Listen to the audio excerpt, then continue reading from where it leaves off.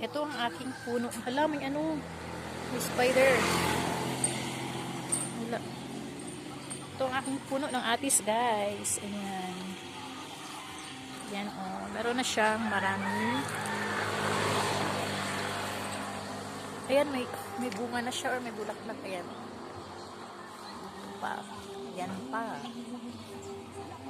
At ang dami. Ito yung pinakamalaki. Ayun, oh, bunga niyan. Bulaklak pa ba yan? O magiging bunga na? Ayan. Siya. Bigyan niya na ako ng maraming bunga ng atis. Maliit lang yan ang puno. Yan, guys. Pero marami na siyang bulaklak. Yan siya. Ang aking matamis na purple na atis.